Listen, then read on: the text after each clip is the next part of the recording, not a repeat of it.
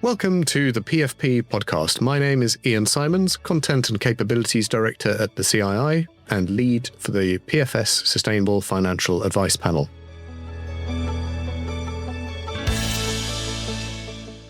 Today, I'm delighted to be joined by two practitioner members to talk about a new paradigm in financial planning, Alan Whittle and Sebastian Elwell. Seb is Director of Switchfoot Wealth and a Solar Advisory Board member and Chair of STEP Surrey, as well as being a member of the PFS Sustainable Financial Advice Panel and author of the PFS Sustainable Financial Advice Methodology. Hi, Seb. Good morning. And Alan Whittle is Director of Unburdened, as well as an academic at Manchester Metropolitan University, co-author of various CII training courses, including the ESG Sustainable Finance Spotlight, and, of course, a member of the PFS Sustainable Financial Advice Panel. Hi, Alan. Good morning, Ian.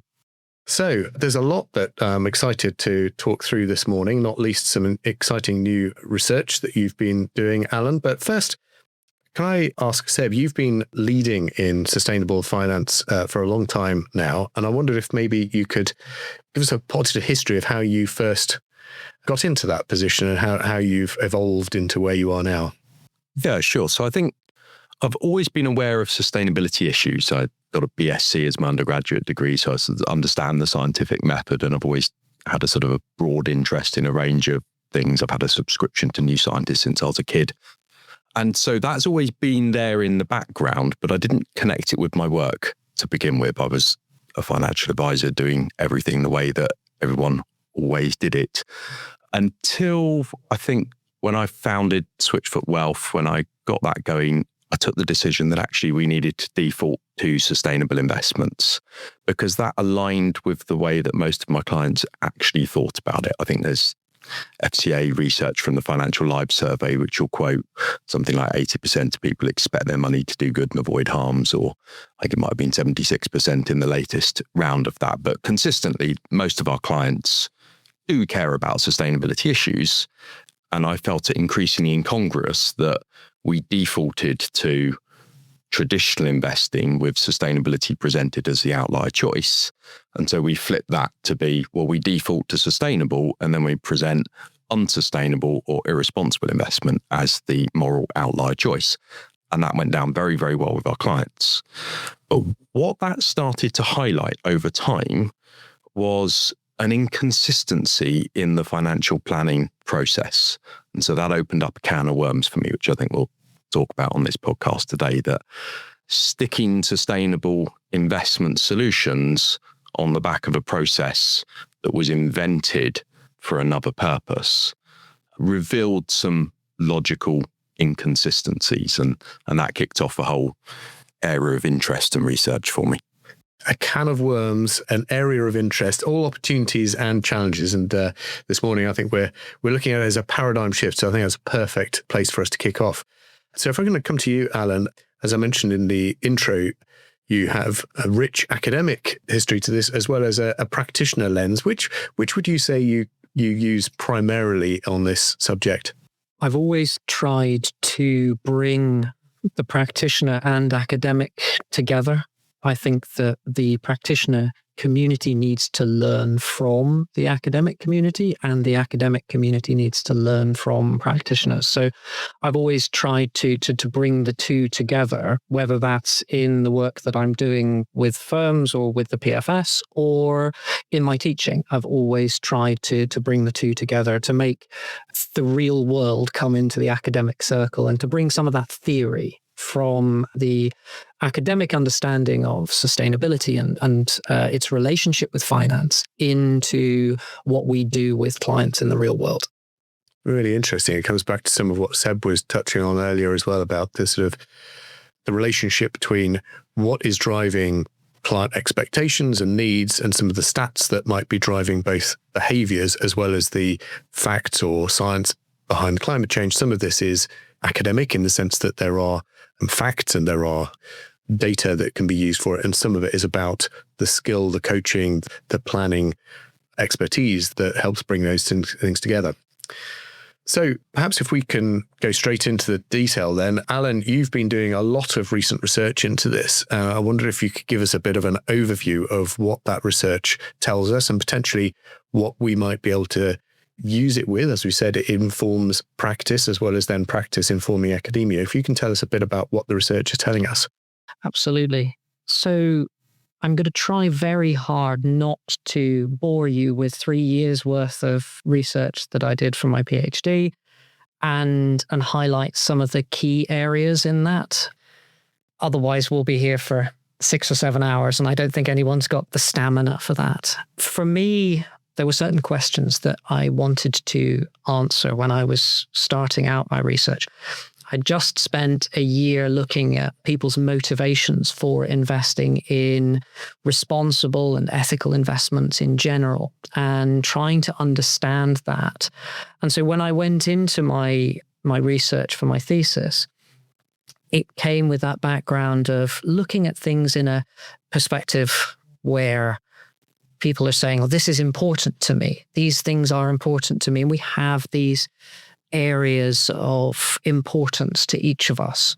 And I wanted to understand that in a bit more detail. I wanted to understand how these things that are important to people, affected their decision-making, how they make decisions around financial products, and how advisors interact with that, whether the advisor can influence or does influence the way in which people think. So I started by looking at traditional economics. I started looking at economic models and how they can tell us about how people make decisions, looking at a lot of behavioral economic theory from Daniel Kahneman and Amos Tversky and various others, and understanding how people's perception of the world influences how they behave, how they make decisions, and particularly how they see risk and things like that. What I wanted to do is take some of that and think about it with a completely different lens.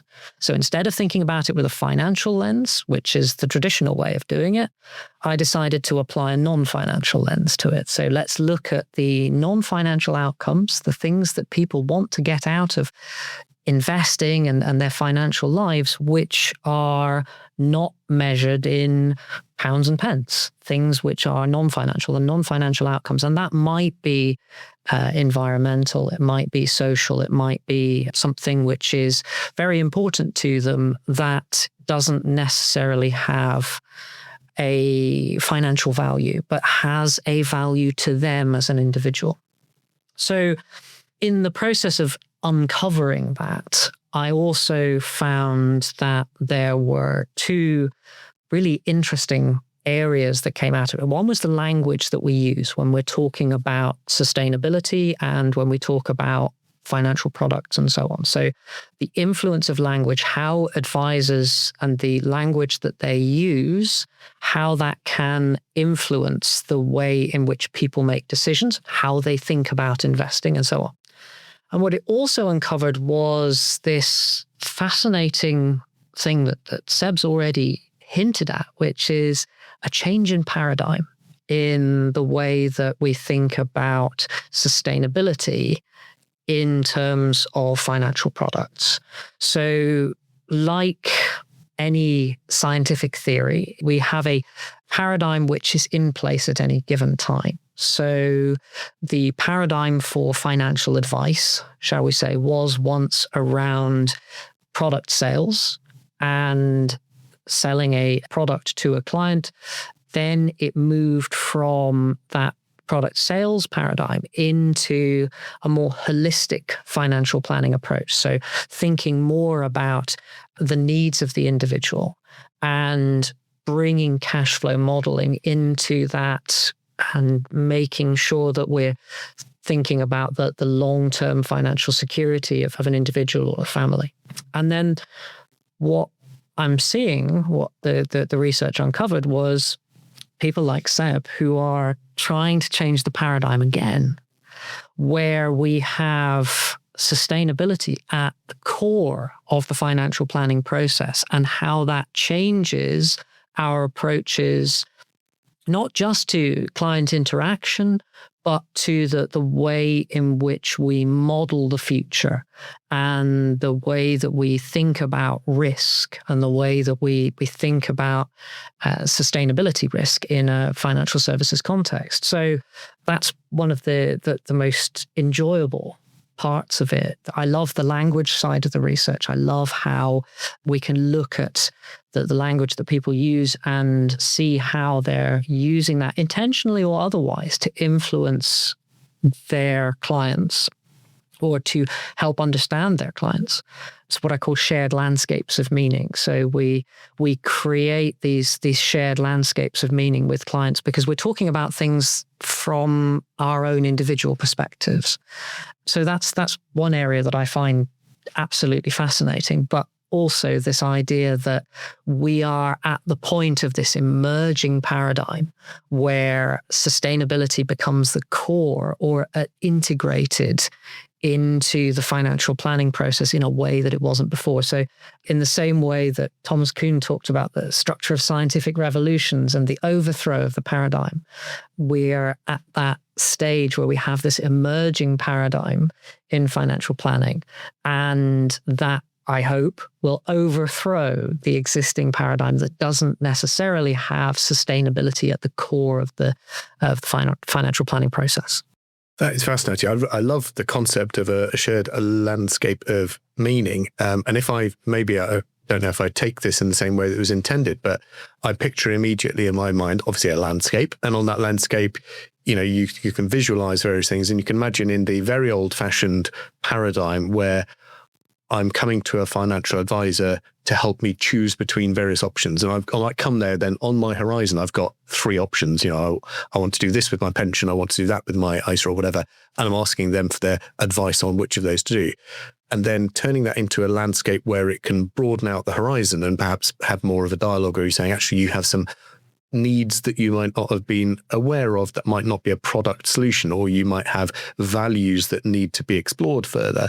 You both sort of almost paint a bigger picture of that landscape or visualize that horizon expanding and saying, actually, let's start with your values and then look at what else needs to be on that landscape. As I say, that may well not be what you had in mind, but the picture in me was then visualizing something rather than it being a set of options on a menu to being something that have an ever-expanding horizon of opportunity, but with the client at the heart of it. I think the point about a shared landscape is really interesting because clients come in with assumptions about what they're expecting and advisors come in with assumptions. And sometimes we don't fully understand each other. So taking it from a later life advice perspective, there's a very common narrative that climate change or sustainability is something that young people are interested in and old people less so. And that's patently untrue. Older people invented organizations like Greenpeace. They were radical in their day, but they often have a very different language for how they talk about that. So older people, this is stereotypically, but it is true. If you sat down in a client meeting with them at the table, just outside the window, there's a bird feeder. And you know what? They're fantastic at naming the species of birds that turn up. They've got a longer baseline to look back over nature loss. They won't understand necessarily, I mean, some will, but not all of them will understand the language of carbon accounting. If you talk to them about CO2e or scope 1, 2, 3 emissions or ESG, you're just talking straight over the head. They never learnt about this stuff at school. It wasn't how they thought. It wasn't how they talked to each other. But if you talk to them about pollution, then actually you've helped the advisor and the client walk into that shared landscape meaning, because that's something that they understand very, very well. And so we might be talking about the same thing, but if we've got different language and we don't recognize each other's language and how we might respond to that, then there's no shared meaning and you can't get to the core of the problem. So what you've both done is you've used metaphor to describe how you perceive what we're talking about in terms of these shared landscapes of meaning, which is exactly what I was uncovering in the research. So each advisor, each client that I spoke to used their own metaphors. Sometimes clients had drawn on the metaphors of their advisors. So an advisor had introduced a particular metaphor into a conversation and the client had accepted that, and that was now the way that they understood something.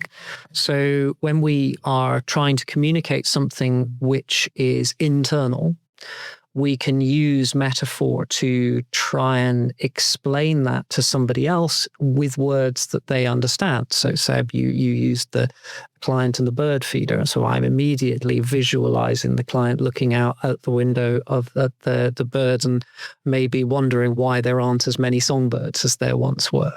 You used an imagery landscape, and that's your way of thinking about it, but you use that metaphor to convey your understanding to us. And so we do this without thinking about it a lot of the time. And it's a really interesting and can be quite challenging way of thinking about things, because if you're not thinking about the words that you use, you may use words that influence people. So I was having a lovely conversation on Friday with somebody who used constructing metaphors all the time in the discussion that they were having with me.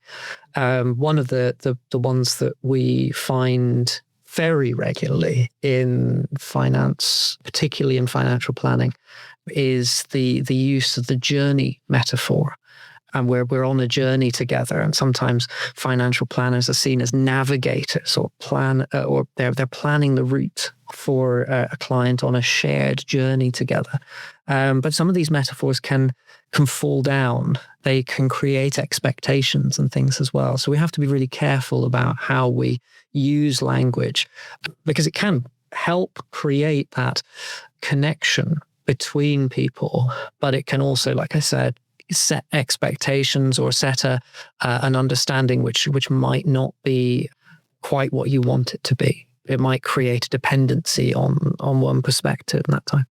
That's really fascinating, and particularly as a non-practitioner, but from my experience with financial advice and financial planning is sometimes I feel like I want to be in the driving seat and I think I know what I want, and sometimes I'm looking for that guidance, and not being clear between the two parties in there about either the language that's being used that might be unwittingly being influenced by the language, whether that's a metaphor or whether it's literally this person is giving me three options and I think I'm expecting a fourth one, whatever it might be. There's that sort of a shared language. There's a process that needs to be agreed or understood. I think one of the key things that's coming through from a lot of what's talked about is there are conventional ways of following that process, and then there are potentially other ways that start in a different place and that maybe has a greater focus on shared language, shared understanding, expectations, rather than on perhaps some of the more conventional process flows. I wonder if Seb, perhaps if you can outline what, if we do achieve the paradigm shift you're talking about, which we'll explore more in the next few questions. But when we've achieved this paradigm shift, what do you think the key change will look like? What will success look like from both the client's point of view and from a financial advisor's point of view? I don't think that the paradigm shift is going to be a final paradigm shift. It's an interim step towards something. What that something is far too far beyond our current understanding to know what the shape of it is going to be. But the world is not sustainable at the moment.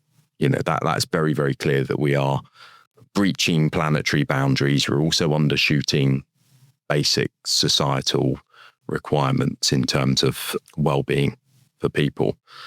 And I don't know what a sustainable society is going to end up looking like. I know it's a journey that we have to go on, using your journey metaphor, but I don't know what the destination looks like, but I feel like I do know what the next step is. And once we've completed that step, maybe we'll have a better understanding of the next step that we need to take. So to give you an example, how do we either entirely decouple growth from consumption of material resources? Or how do we build a financial planning environment that doesn't allow for growth? How does a defined benefit pension scheme work when there is no growth? Because we don't have a choice. We're breaching planetary boundaries. So one of two things is going to happen. We're going to bring the economy back within planetary boundaries, or nature is going to destroy us because we're just powering up the Earth systems, and the Earth systems are far more powerful than we are. So I don't know what a sustainable society looks like, but I do know what an interim step that helps us get there is. And that interim step is really, I think, about the stories that we tell each other. I don't think the major power of financial planning in terms of building that sustainable society is actually the investment decisions that we make. They're somewhat important. The power is in people understanding their role within the financial system and understanding a little bit more about the impacts of the world on people. I think people understand things very easily at the scale of a household. How will the climate crisis affect me? How will it affect my children? How will it affect my parents? This summer I was very worried about my parents, actually, because they're now, I'm not going to say they're elderly, they won't like that, but they are, or heading that way. And they've retired out to their dream in northern France in a little rural property. But they've had many, many days where the heat has been above 38 degrees and the nighttime temperatures have been, well above 20 degrees, days and days and days in a row. And they don't have air conditioning. And those sorts of temperatures are deadly. So sustainable financial planning for them is recognizing, well, that's not going to stop. That's only going to get worse. Even if we cut all greenhouse gas emissions now, it's going to take time for the planet to reach equilibrium, and that temperature will continue to rise for the rest of my financial plan and the rest of their financial plan. So they need to adapt to that. And so I'm imploring them to say, look, spending a few £100 or a few £1,000 on some air conditioning units, that's a financial decision. And it's a financial decision that I want them to make. And they're being tight and it's all right, our house is a bit cool. I'm thinking, well, the alternative is, well, what happens if you end up having a stroke and you end up in a care home? Because, gosh, that, aside from the personal devastation, just applying a financial lens to that, that's pretty devastating for your financial plan. And so these are financial decisions, and they're financial decisions recognizing the impact of climate, but they're not in any way related to the sale of a financial product. They impact financial products because, well, we need to think about the timing of withdrawals. We need to think about appropriate cash reserves. And so there's many, many ways in which the world will impact us far more than our impact on the world is. Our impact on the world is still important. And it's bringing that perspective of what is going to happen to the world and what is a realistic vision of the future that is science informed. And that's where I got to the logical inconsistencies in the process. So when you describe the logic of investing sustainably, it's because, well, the economy is going to have to shift at some point or everyone dies. So those are the two outcomes we got at the moment. There'll be a rapid transition towards a sustainable economy, or we get utterly destroyed by climate. The Institute and Faculty of Actuaries have put a 90% likelihood of extreme to catastrophic climate risk this side of 2050 on our current trajectory. So that's more than half the world dead. That's the financial system gone. There will be no financial planning in that world. That's our current trajectory. So that's unacceptable. That's obviously unacceptable. So we have to transition. There's a point to financial planning in a hothouse world. So if we're going to transition, we might as well invest sustainably now. That might lead to differential performance and all of the rest of it. So that's an investment logic that people can easily understand. But then you look back at your financial planning process and your cash flow modelling. And your cash flow modelling is just showing 6% a year return on equity investment, irrespective of what happens to the climate. And that's just, I was going to say it's naive. I think we've gone past the point of it being naive because the actuaries have issued numerous risk warnings, written numerous returns. It's now looking like willful ignorance, and that's unethical. So for me, that breaches, I'm bound by the SOLA code of ethics. I'm bound by the PFS code of ethics. I'm bound by the STEP code of ethics. And all of them have some concept of act with honesty, integrity, and all of them have some concept of act with skill and due diligence. I think those are core principles to professional advice, and not just financial advisors. That's applies to lawyers and accountants and tax advisors. They all say, be honest, and they all say, be competent. And if we're showing people projections into the future that are scientifically implausible, then we're not being honest with our clients and we're not helping them understand how they're going to need to adapt. But if we help them understand, then they have huge power that they take out into the rest of their lives.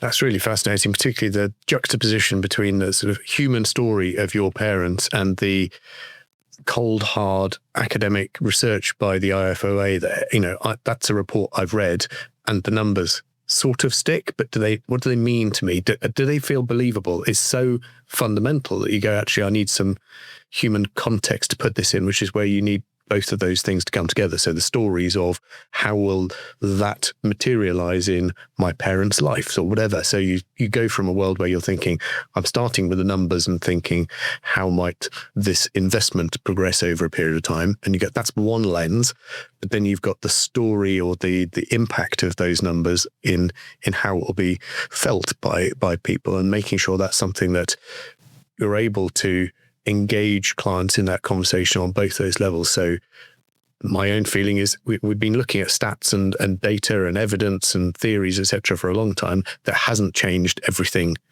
fast enough. So if it's stories that help change that, how do we get more people having those stories, and how do we make that a better connection? Alan, I know obviously with all the research you've done, have you got any thoughts on who else we need to be having these conversations with? How do we generate more of these stories?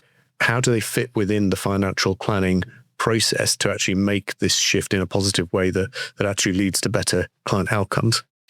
I think from a financial planning perspective, we need to understand the importance of narrative. So Seb's been talking about narrative control. If you listen to one story and that's the only thing that you listen to, and you keep saying the same thing, it doesn't necessarily make it true. You need to bring in that academic evidence. You need to bring in an understanding of what's really going on in the world. And I think the point that Seb's made about the IFOA is really important, that there's this research out there that's saying this is a really important issue. This is going to have an impact on our lives. It's going to have an impact on financial outcomes as well as non-financial outcomes. So we need to start listening to these perspectives and incorporating them into how we talk about people's financial futures. There's a brilliant piece of writing which talks about humankind as a storyteller, that we communicate best through telling stories. We communicate. So Seb's story of family and the importance of family in those financial decisions. One of the people that I interviewed for one piece of research hadn't thought about the issue of sustainability connected to finance at all until he had children for the first time. When he had children, suddenly it changed his perspective. He was starting to think about whether or not this was the type of world he wanted his children to grow up in. We've got people talking about the challenges of, not even wanting to bring children into this world because of the fear of what we're handing over to them. So I think from a narrative perspective, we need to bring things into that personal level and help people understand it, understand climate risk, understand it from a personal perspective. Are you going to be able to insure your property? Is your property in a place where it's going to be at risk from catastrophic flooding or increasingly inclement weather, or as Seb was saying, hot house scenarios? That's even in the sort of the short to medium term. That's not even long-term thinking. So I think we need to understand that. As financial planners, we have a responsibility to educate ourselves around the risks and the considered scientific data that exists around what is going to happen if we don't bring things into a more sustainable paradigm. And then we need to bring that into client conversations. There's a challenge as to whether or not we are, we don't want to be scaring people, but we want to be educating them. We are controlling the narrative. Financial planners control the narrative. They are the navigators. They are the people who are being turned to for advice. So that gives a greater responsibility on the financial advisor to have an understanding of these issues and the impact that they will have on people's financial lives, because people are coming to you for advice. So you need to be in a position where you've educated yourself as to where that's coming from, and then you can bring that into the conversations. I'm not entirely sure I've answered your question. I think you have, actually. I mean, I think my question evolved a bit into the direction you were talking anyway, which is sort of how do we achieve that change? And I think you explained around expanding on the telling stories, and I think the area I'd be interested to explore with Seb, given your experience of delivering this through Switchfoot Wealth, is the difference in, if I say, a more conventional financial advice process and how I understand you bring in this approach, and picking up on the point that Alan just shared there around our job isn't to scare people, but it is to educate. If the education is in itself scary, that might be, it's a difficult thing to manage. Do I want to scare my client? No, that's not a good thing. I want that as an outcome isn't ideal. Is it necessary as part of education? And going back to stories, some of the best stories are scary stories. Maybe that's important. It's an important part of engaging people. Oh, we love horror stories as a species, don't we? We do, but do we love scary? No. Yeah. So the practical way that I find actually works with clients is going back to that point about assumptions. So principle one of sustainable financial planning is use realistic assumptions about the future, but recognize a concept called model risk. The financial plan is a financial model. It's not an attempt to describe reality. It's an attempt to simplify and project a possible future that is inevitably going to be wrong. So if you know from day one that every assumption that you put into that plan is going to be wrong, it's going to be reasoned, and it needs to be a reasonable assumption, but it's not going to accurately predict the future, then why do we generally only use one set of assumptions? So I would tend to say, here's a set of assumptions that are reasonable if we are in a high heating scenario. And here's an entirely different set of assumptions for if we're in a rapid transition scenario. And then let's compare and contrast. So it's not just having one set of assumptions which you then stress test. It's not doing stochastic modeling, because you can run your stress tests on either assumption set A or assumption set B or assumption set C. And so it's building off the back of credible narrative scenarios. So taking, I was inspired by narrative scenario analysis. The IPCC have the shared socio-economic pathways. So when science is projecting into the future, they have a whole range of socio and economic assumptions that shift depending whether we're talking about SSP1 through to SSP5, a rapid transition up to a high heating scenario. I know, so we should be doing that with financial planning. And then if you show your clients that we might be on a high heating scenario, and you as an individual, you can do something to influence it, but the world is going to have a bigger impact on you. But that doesn't mean you shouldn't try and influence it. So here's how your financial future looks in a high heating scenario or in a low heating scenario. And by the way, a high heating scenario is devastating. We are amortizing everything down to zero, by about 2050. Are you happy with that? No. But it's a reasoned and reasonable assumption. But financial planning has nothing to say about what to do in that scenario. That breaches the boundaries of financial planning. Another plausible scenario is a rapid transition scenario, and we can, at least in part, make that a little bit more likely to happen. And so we can show various plausible futures and allow the client to choose And actually, I quite like to align my finances with that plausible future. And then they can direct their capital, they can direct their life, they can direct their lifestyle. And even in the most optimistic future scenarios, there are going to be significant impacts. And we need to help our clients adapt to those impacts. Some countries in Europe have strategic food reserves. The UK doesn't.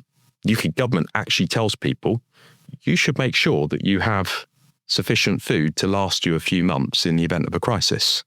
Maybe that's an idea that should come into financial planning if you're doing budgeting, in order to have because we don't have a national strategic food reserve, in order to have a personal strategic food reserve, I have dried beans and pastas and things like that. And I have sufficient food that I think, I could get by for a few months, and then we're in big trouble, but I could get by for a few months, and that helps smooth things a bit. But I've got the privilege of having enough cupboard space, enough spare room in my house. Not everybody has that. I've got enough budget in my financial plan, that there is always a top up going on there. So because government isn't doing it for us, it's going to be an unequal thing. But the more that we can do as individuals to make ourselves more resilient, the easier it is for the rest of society. Because if we're meeting our own needs, there's going to be people that fall through the net that we're going to have to help collectively. That's going to be the role of government. So there's the future's a scary place, but just because it's a scary place, we can't just pretend it's not. That doesn't sit right either. But we can show people it's a scary place. Here's what some possible and likely impacts might be. Here's how you might think about adapting yourself to that. And here's how you can invest, and here's something positive that you can do. So what we're actually doing is we're describing that scary future, but we're also empowering our clients. And what terrifies people is when they have no control and they can't see how they fit into the system. Whereas actually, if you can show people things that you can do and show people how they can step into the power that they have, then that's a positive thing. I'd like to just pick up on one of the things that you were talking about there in terms of we've talked a couple of times about willful blindness.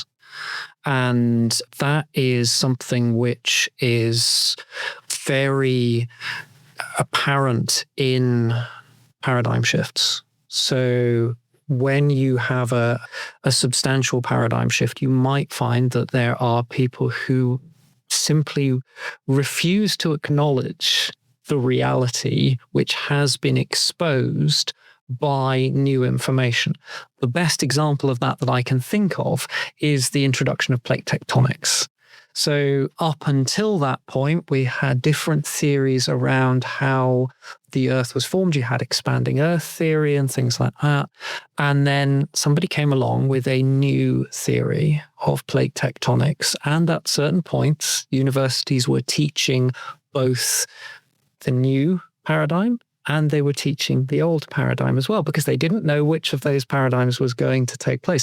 We've seen the same thing with physics, the difference between Newtonian and Einsteinian physics. And then that has in itself been overturned, but not necessarily in such a dramatic fashion as plate tectonics overruling previous types of geological theory.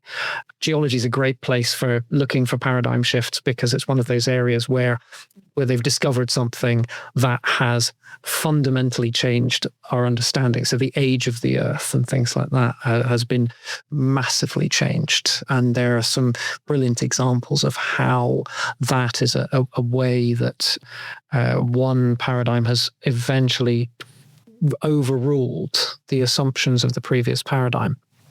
So back to assumptions again, I think. So if we are to embrace this as a new paradigm of financial planning, then our assumptions need to change. And there will be those who don't want to accept those assumptions, this changing way of looking at things.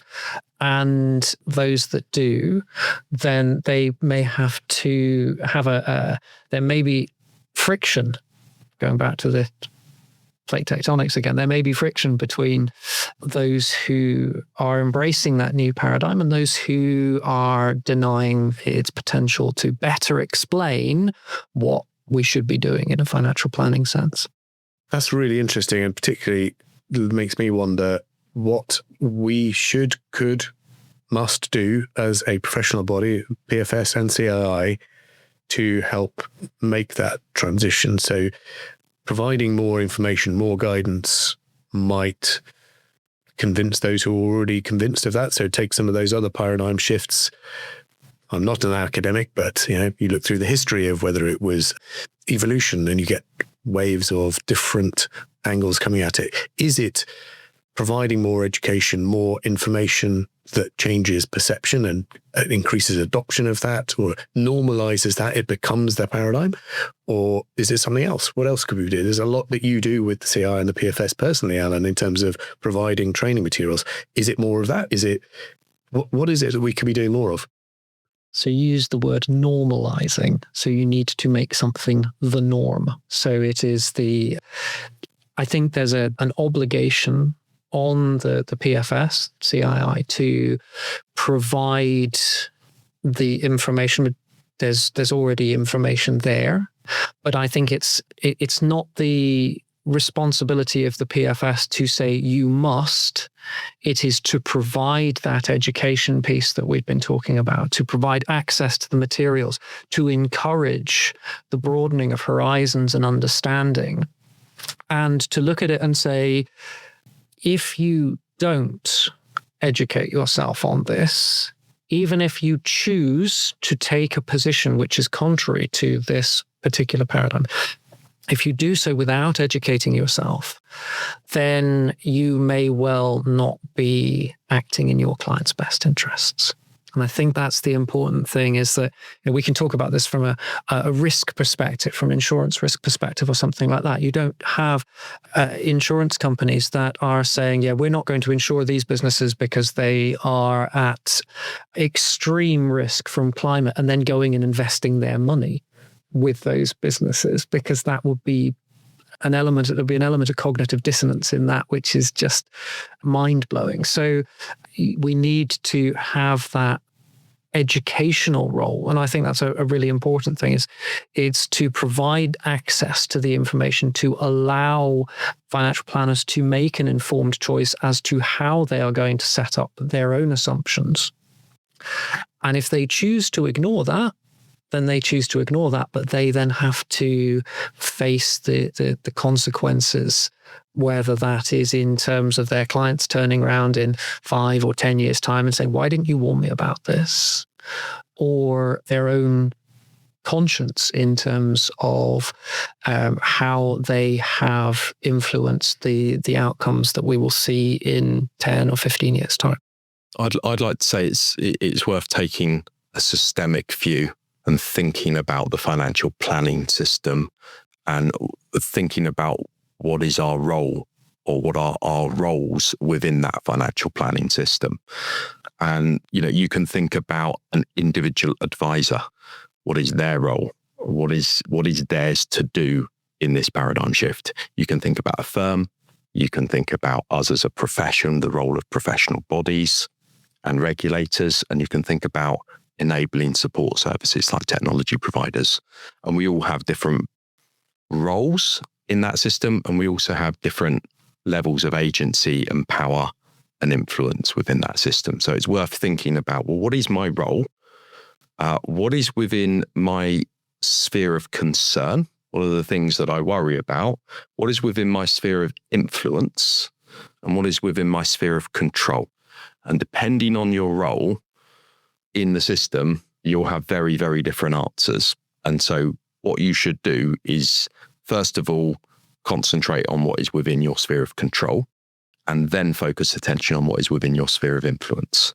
And try and not worry too much about what is within your sphere of concern. So your sphere of concern, I'm terrified about climate change, right? But that could take me down the route of planting seagrass.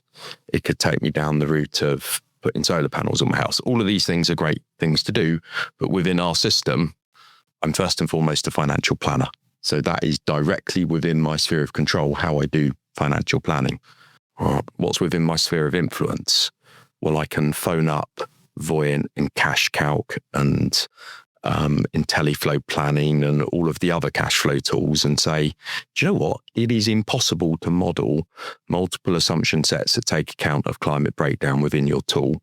Your tool's not fit for purpose. And they largely ignore me. But if enough of us keep phoning them up and telling them that, then eventually they'll say, oh yeah, we'll just change a bit of code and bang, the system will be able to do it. And once the system is able to do it, then we'll all be able to do it and it will become a normal thing. So that's a very long answer to your question. It's a really interesting one. And if I could just be devil's advocate a bit and challenge one aspect of the sphere of influence versus broader concerns bit, there is always an argument that you could say in the current world as it currently is, not in the future, if my client wishes to prioritize a financial return in the short term, it is not in my sphere of control that I can change that some asset classes that might not be sustainable might be a better financial return for them. How do you square that circle with a client that may be saying, look, I just want that financial return. I don't want to be talking about this nonsense. I just want to make more money. Thank you very much. Stick it in this area. Different people will have to come to their own answer to that. I'm not going to participate in the destruction of my family. So if somebody wants to, I want to invest in an oil company. If they say, I want to invest in an oil company because I want to invest with a manager that is going to use stewardship and engagement, I'll help them. If they say, I want to go into an oil company and I don't want any of this engagement nonsense, I want to get as much fossil fuel out of the ground to maximize my profit, I won't help them, because by helping them, I'm destroying my own future. That's a stupid thing to do. They can go and find another advisor. I think this is one of the areas where the PFS can really help, is give clients the opportunity to self-select an advisor. So we find that so far, those who have the greatest interest in investing or planning for a better future are congregating together. So Seb might work with people who, I think you said at the beginning, are this is the way that they were thinking. And they were the client, your clients were people who were open to discussing this with you. And there will be advisors who think the opposite of Seb, whose clients may associate with them. I think the important thing that the PFS has to do is that wider public awareness that this is available, because sometimes people don't know how much of an influence their finances have on the environment and on sustainability, and the influence that the environment and sustainability have on their finances. And so that sphere of influence thing, as individuals, we might not have a huge sphere of influence, but as a professional body, the PFS may have the opportunity to create public education on these issues and say, well, actually, this is something that your advisor might not have talked to you about, or you might want to talk to your advisor about, is what is the sustainability risk that is inherent in my investment strategy, or how sustainable are the providers that I'm using for my investments? Because people have a tendency to think about, and I'm making a crass generalization here, so apologies, but they have a tendency to think about their finances as somebody else's problem. That's why they employ a financial advisor, a financial planner to help them, because they're making that person responsible for doing it. And so, we live and breathe financial planning. We're doing it 365 days a year, and we get a day off on leap years. And with most people, it's something that they think about once or twice a year, not really more often than that. And so if an advisor, if a planner doesn't bring this into that conversation, then they might not necessarily know. They might not have that. So the FCA asking the question, do you want your finances to take into account sustainability and ethics and so on? When asked the question, people may well say, yes, absolutely, I want that to be part of it. But if they're not being asked that question, or they're not having that conversation in a way which has neutral language, or has a framing which was, oh, yeah, you don't want any of that sustainability nonsense, do you? If that's the kind of language that people are using, yes, they're telling their clients that it's there, but they're not giving them the opportunity to choose whether or not that is how they want to do things. So I think as a professional body, we have that responsibility to give the public, the clients of members of the PFS, that information that, yes, this is possible, that you can take into account sustainability in the way that you manage your money, and that it can be taken into account in the way that we model your financial future. Yeah, and increasingly, it's not just the case of you can. There are certain situations where you must legally. So sometimes when advisors give advice, they're acting as a fiduciary, and that means they are bound by fiduciary duty. Now, fiduciary duty says that you must take into account financially material factors. And so if the Institute and Faculty of Actuaries have told us it's a financially material factor, and we are not weighing that in the decision making, how you respond to that financially material factor, well, that's where you need to exercise your discretion and understand the risks. But if you're not weighing it, then you're not making a legally compliant decision. Now, we as advisors, sometimes we have fiduciary duties directly ourselves to our clients. Sometimes we're advising clients that have onward fiduciary duties, and there's a different role there, but it comes back to the same thing. In order to weigh the risk, we must have understood the risk, or in order to advise somebody to weigh the risk, we must have given them necessary information. And that comes from case law. It also comes from statute as well. The Trustee Act, Section 5, I think it is off the top of my head. We must obtain proper advice. A trustee must obtain proper advice. What is proper advice? Proper advice is from a professional or somebody who has the skills of a professional if they're doing it themselves. A professional would surely listen to the risk profession that's telling us it's a financially material effect. So that we now know these things, that the risk profession have given us easy to use tools and saying it's financially material, that has some legal obligations.